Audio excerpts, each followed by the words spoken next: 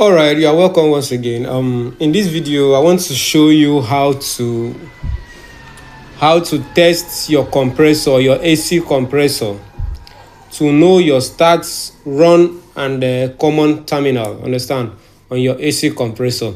You know that AC compressor has three terminals, just like this. AC compressor has three terminals, just like this. Understand? Then in this case now, you don't know. Probably there is no name tag, there is no sticker, there is nothing for you to be able to identify your start, your run, and your common terminals. Understand? In this video, I want to make it very easy. I want to simplify it, understand, for you to get it right. This is your AC compressor as it is now. Now let's say this terminal is terminal A, this terminal is B, and this terminal is terminal, let me call it D. Let me not use the letter C so that it will not look as if it's the common. Understand? Let me use the letter D. Okay, this is how to get it right. If you use your multimeter, you must have a multimeter, and also your multimeter must be set to ohms. Understand? Your multimeter must be set to ohms, but mine is being set to continuity. I read mine based on continuity here. Now that is how you can test. That's how you can test the terminals, the three terminals on an AC compressor. Understand? Now let's see if terminal A, you put your probe on terminal A and terminal B. Terminal A to terminal B gives you, let me say 4. Then terminal A to terminal D gives you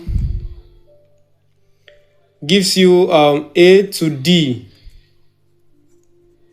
gives you 8, and terminal D to B, terminal D to terminal B gives you 12. Understand? You know, you get the highest reading from the addition of the two smaller readings. Understand? Terminal D to B gives you 12. Terminal A to D gives you 8. Terminal A to B gives you 4. Understand? Now what you need to do is the terminal that gives you the highest reading, which is terminal A to B, D to B, terminal D to B.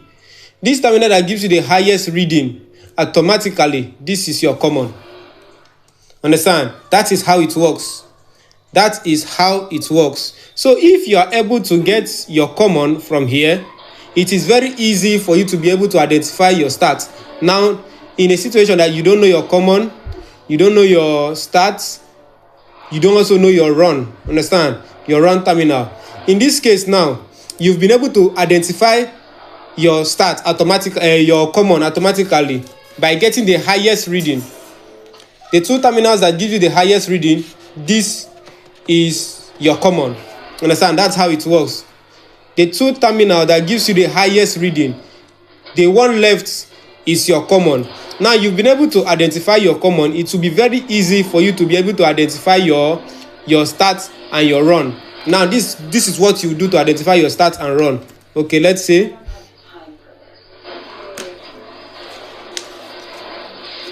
your terminal A now is your common. You put one probe on that particular terminal that you've gotten as your common. You test this particular one. If it gives you a smaller figure, if it gives you a smaller number, the smallest number, that is your run. Understand? Okay, let's say this is your run. Understand? Which is the smallest number. This is your run. This terminal is your run. From your common to here is your run. Automatically, the remaining here will be your start. I don't know if you get it right. Let me use one word to explain it again. The two terminals, terminal D and B, that gives you the highest reading, The leftover terminal, which is your terminal A, is your common. You get it? Now from that your common, among these two left terminal, the one that is giving you the lowest reading, which is terminal A to B. A to B gives you the lowest reading, which is 4. That is your run. The one that is remaining here is your start. I don't know if you get it right. The one that is remaining here is your start. That is how it works. So it is as easy as that. No complications, no 2 words, no nothing. So with your multimeter set to ohms or set to continuity, you are able to get this settled. When you have a compressor that doesn't have a name tag, when you have a compressor that doesn't have a nameplate, when you have a compressor that doesn't have a sticker for you to be able to know your start, your run, and your common.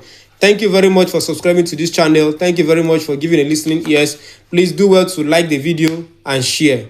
In my next video, I will post a video on how to directly test a compressor, on how to directly test a compressor without going through those tedious wiring process with just a capacitor and your compressor. Understand? So just stay tuned. I will show you how to test your compressor with just a capacitor and a compressor without going through the tedious wiring from factory wiring and the rest of it. So with this now, in case you want to go and purchase a compressor, understand, you don't have to take it home to say you want to pass it through the factory wiring before you can test your compressor. Where you are buying the compressor, you can as well do a direct connection there and test your compressor to know the pressure, to know how intense is the pressure or something. Bye.